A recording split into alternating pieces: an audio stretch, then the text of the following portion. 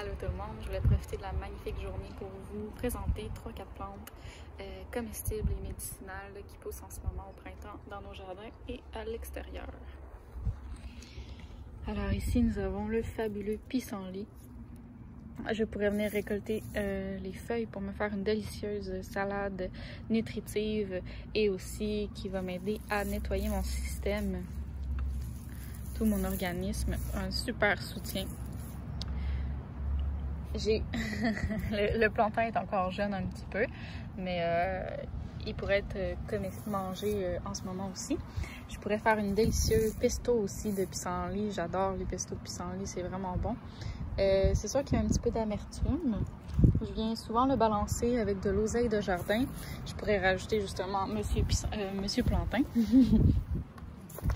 J'ai mes feuilles de framboisie.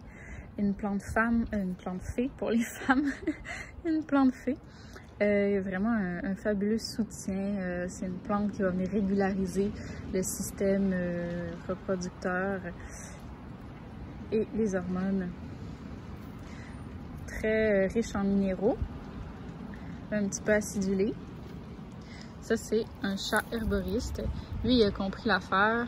Il mange les feuilles de framboisie. Miam! Donc, c'est vraiment le bon moment avant qu'il monte en fruits pour cueillir les feuilles. Qu'est-ce qu'on aurait d'autre? J'avais trouvé un beau bourgeon. Un magnifique bourgeon ici de pissenlit avant qu'il éclot pour faire sa fleur. C'est le temps de le prendre pour faire des câpres maison. Donc, on le met dans le vinaigre de cidre de pomme et dans l'eau. Vérifiez vos recettes. Puis, ça fait un merveilleux substitut.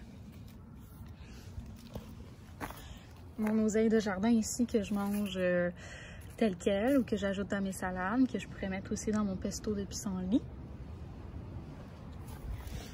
Les fleurs de pissenlit qui sont comestibles, on pourrait rajouter ça dans une salade. Seulement éviter la tige ici, florale, qui est remplie de latex, qui est irritante pour le système digestif. Et que dire de l'ortie. L'ortie est à son stade bébé, donc les tiges sont pas trop coriaces encore. L'ortie, si on la fait rôtir un peu dans la poêle ou chauffer, les petits poils urticants s'amollissent et on n'aura pas l'effet piquant.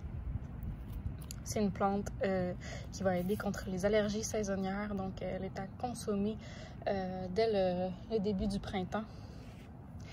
Anti-anémique aussi, riche en fer, en minéraux. C'est vraiment la reine des plantes. Une mal aimée, mais ça mérite de la connaître.